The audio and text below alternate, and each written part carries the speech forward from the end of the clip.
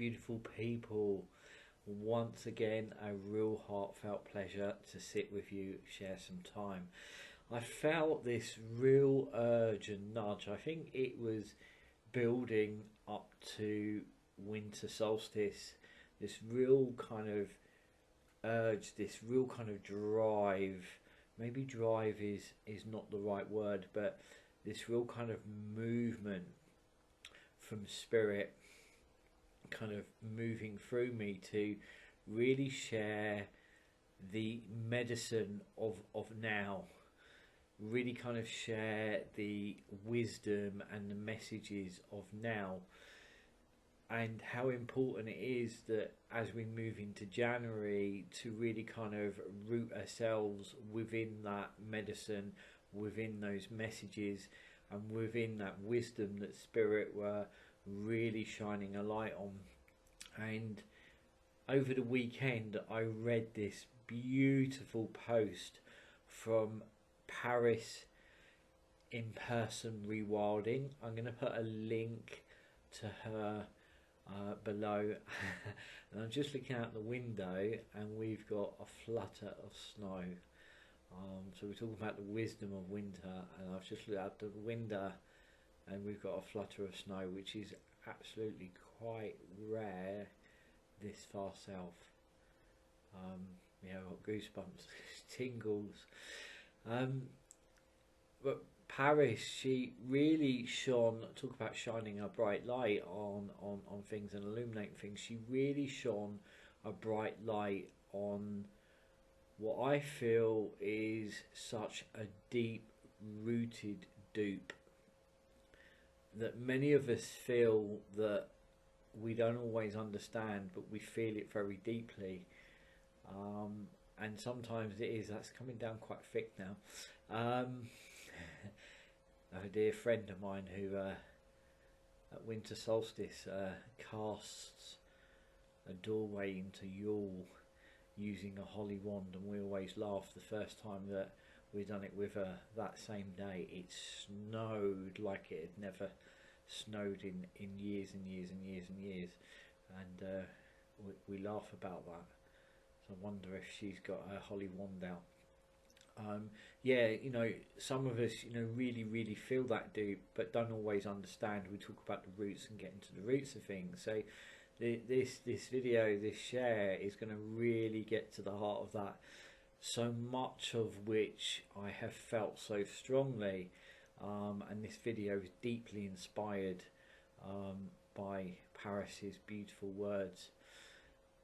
So I said it over the last few videos, you know, calling in a new year in the dead of winter just feels like it does not make sense. That is a dupe. That is fuckery for sure. It was not the original blueprint. Before there were 12 months, we had 13.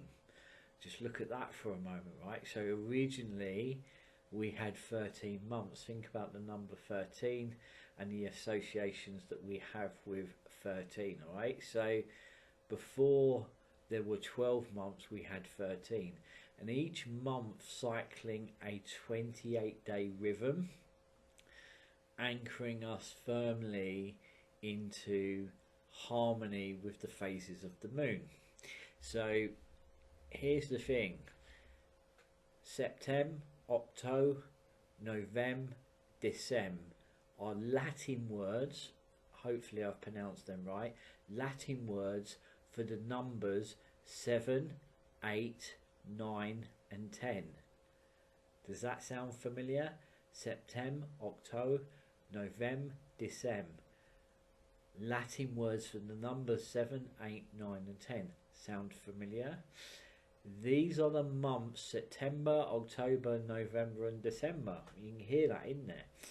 And they are named after, showing them as the 7th to 10 months, not the 9 to 12. New beginnings were always celebrated come spring. That snow is incredible. Celebrated come spring, the season of renewal and fertility. It's almost as if the land is reinforcing our message today. They say it won't settle, but if that continues as it is right now, that's going to be a winter wonderland out there. New beginnings were celebrated come spring, the season of renewal and fertility. You know, humanity lived in accordance with this way until roughly 1752, when the Gregorian calendar took the world by storm.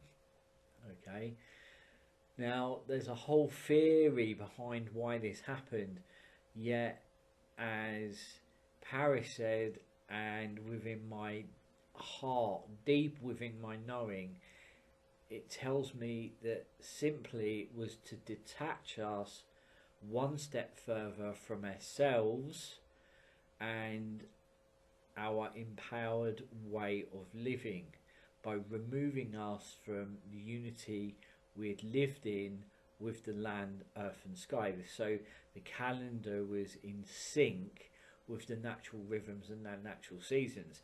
You start removing people away from that, you get this discord in people, you know, and that is something that I feel a lot of people are experiencing leading up to solstice and as we tip into January. And it's really a great time for the innate to kind of really shine a bright light on that. And so many people I know and deeply respect are messaging similar messages. So there's something moving through the tide of time to kind of really shine a bright light on this. So, you know, there's a lot of theory around it, but really deeply my heart does tell me, my deep knowing tells me, it was simply engineered to detach us from that empowered way of living, that way of living that was more in unity with the land, the earth and the sky. You know, as I say, you start removing people from the natural rhythm, you start to create a discord, so you start to get a dysfunction. Alright, you start to move away from harmony. We've got to ask ourselves, why is so much of this system broken? Because I feel it is broken by design. You have a broken system, you have broken people. People make swathes amount of money out of broken people. So it's removing us from the rhythms of the seasons, the moon. This feels, you know, to be without a doubt a direct attack on intuitive living and cyclical living, with all that was rooted in nourishment and in relationship, rather than that push and that force. I tell you, it's fuckery. You know, now we live in pressure, and that's become normalised. Normalisation of that adrenalising, over-cultured prompt, encouraging you all on the 1st of January to get going and make big changes, to create the life you want. I say, look out the window. You know, if you're this side of the world, look out the window. You know, please take a moment and take a huge deep breath and remember, and I'm really reminded as I look out the window right now, we are in the dead of winter, a time of hibernation, dreaming, resting and becoming, composting, allowing the inner alchemization. And of course, yes, we have jobs that we need to still go to. There's things we need to tend to, but in around that, it's just being really aware of that natural rhythm. You know, taking long baths, you know, napping on the sofa early evening, hearty soups, reading, you know, wrapping yourself up in a blanket, you know, just really about coming back within, because it is the dead of winter. You know, the mainstream rushed over culture around starting these New Year's resolutions, and like the 1st of January, just get going. You know, it deeply goes against that natural rhythm, and importantly, that deep ache in the collective to slow down. For those of us that do live in the Northern Hemisphere, we are very much within the middle of winter, when nature is reflecting to us, looking out there, nature is reflecting to us her quiet, peaceful, restful state of being. Nothing is growing or creating. It's in deep rest. And you think about when you do have heavy snowfall, how the sound changes out there. There's almost like a stillness, and that's because the snow is absorbing all the sound actually. But I've always wondered, you know, why is it so still? Is it because the land is still? Yeah, of course there is that. It's also the magic the snow is creating by absorbing all of that sound. So all is still, all is inward. Our winter season is a deep invitation for a season of deep rest after a summer of doing and output. Winter is our beautiful gift of being. It is the medicine of the season.